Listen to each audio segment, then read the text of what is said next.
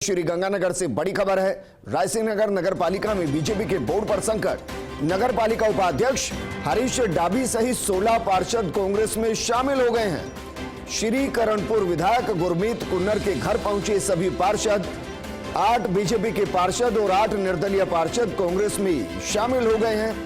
MLA Gurmeet Kunar ने कांग्रेस की सदस्यता सभी को दिला दी है। कांग्रेस में शामिल होने वाले पार्षदों ने आरोप लगाए नगर पालिका चेयरमैन के भ्रष्ट आचरण के आरोप लगाए गए हैं और पालिका में भ्रष्टाचार से तंग आकर कांग्रेस में शामिल होने की बात कही है। पूर्व एमपी शंकर पन्नू, रूबी कुन्नर, राकेश शर्मा इस दौरान मौजूद रहे। तो श्री गंगानगर से बड़ी खबर हम आपको बता रहे हैं। रायसिंह नगर नगर पालिका में बीजेपी के बोर्ड पर संकट। मेरे सहयोगी सुनील सिहाग जुड़ चुके हैं। सुनील, ये मानकर ही चले कि बोर्ड हाथ से जा चुका है बीजेपी के? बिल्कुल विजेंद्र, जिस तरीके से 16 पार्षद जो अभी कांग्रेस में शामिल हुए हैं, विधायक गुरमीत कुन्नर के निवास पर आके इन्होंने कांग्रेस में की सदस्यता ग्रहण की है, तो इसके चलते अभी तो यही लग रहा है भाजपा का बोर्ड है बिल्कुल संकट में है। कहीं न कहीं कांग्रेस भाजपा का जो बोर्ड है वो हाथ से फिसलता हुआ बिल्कुल साफ नजर आ रहा है।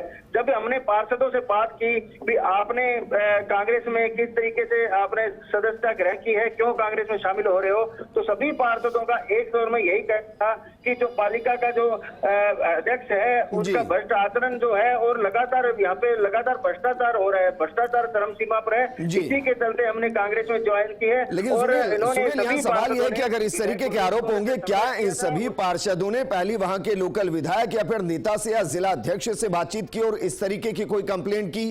क्योंकि अगर कंप्लेंट की है तो आरोप सही है, या फिर यह माना जाए कि क्योंकि कांग्रेस ज्वाइन करनी थी और इसलिए इस तरीके के आरोप लगाए गए?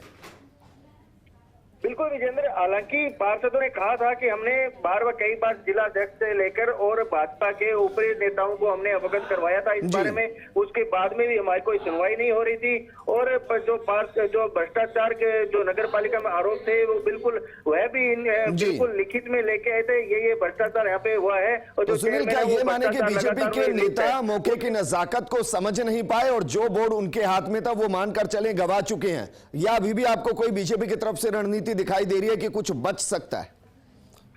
विजेंद्र, अभी तो बचने का सवाल ही पैदा नहीं होता, क्योंकि 16 पार्षद है जो अभी कांग्रेस में शामिल हुए हैं। तो बीजेपी का बोर्ड तो लगातार हाथ से, भाजपा का बोर्ड है जो हाथ से फिसलता हुआ नजर आ रहा है। बिल्कुल संकट के बादल छाए हुए हैं। अगले 2-3 दिन में इस प्रकरण में पटाक्षेप होगा। हालांकि बिल्कुल साफ दिखाई दे रहा है कि आगामी कुछ दिनों में बीजेपी का बोर्ड है वहां से गिरने जा रहा है और नया है जो कांग्रेस का बोर्ड वहां पे बनने जा रहा है। ये बिल्कुल साफ शीशे की तरह मैं आपको बता दूं, बिल्कुल साफ दिखाई दे रहा है।